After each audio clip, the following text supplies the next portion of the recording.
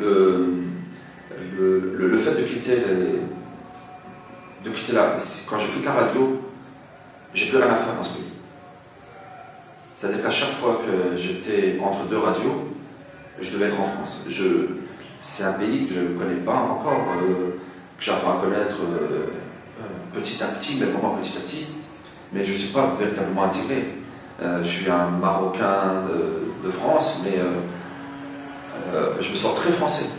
Le fait d'être ici, il y avait une pub comme ça qui disait la France, c'est la France qui disait ça, la France est plus belle vue du ciel. Et la France est belle vue du Maroc.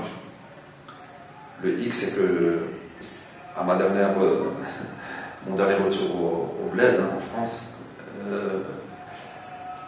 me disais, le Maroc est beau vu de la France. Et j'avais envie de revenir. Et quand j'avais ce désir de revenir, c'est un tout. C'est les liens, l'amitié qu'on a ici, ce qu'on a façonné déjà, ce qu'on a réussi à faire. Pas tout seul, mais ensemble.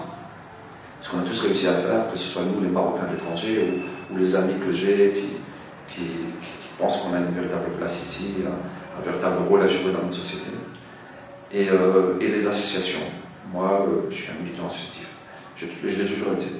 C'est une association qui m'a fait faire de la radio. Parce que je bossais pour Timis à l'époque d'été jeune, en 93. C'est une association qui m'a ramené chez l'ambassadeur du Maroc pour faire mon petit show devant les amis téléspectateurs. C'est une association qui m'a fait revenir aujourd'hui ici pour être sur Radio 2M parce que je suis revenu au Maroc et du coup j'ai rencontré une personne qui s'appelle Hassan Ramid, qui est animateur d'une émission qui s'appelle Artal Mojlemin et qui va faire une émission Touba. Et c'est dans le cadre de cette émission Touba où il avait besoin de mon témoignage que je suis maintenant à Radio 2M. Donc, je crois que c'est quand on fait le bien, on arrive à se retrouver,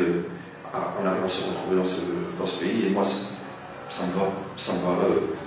Le fait que j'ai eu un moment dans cette libre antenne, donner la parole à quelqu'un qui est en prison, qui a reconnu que quand il est sorti, que c'était grâce à ce coup de fil qu'aujourd'hui il y a une femme qui l'attend, avec qui il a eu des enfants.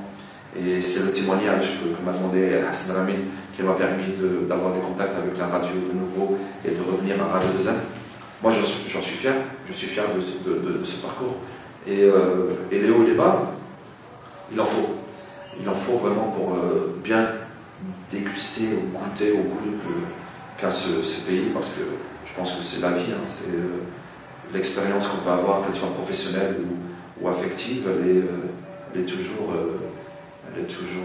en dents de scie et si j'espère que rester assez haut, assez longtemps encore, pour continuer à faire ce que j'aime. L'émission passe tous les soirs, hein, donc sur Radio 2M, entre 20h et 22h, c'est 2 heures une libre antenne, qui s'appelle Journal Ijtimai.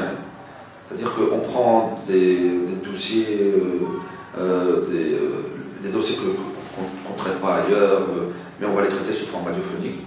Nous, on n'est pas des experts, mais on invite des gens qui sont là par l'expertise, mais qui vont entrer en contact direct avec des gens qui ont leur avis sur ces dossiers-là.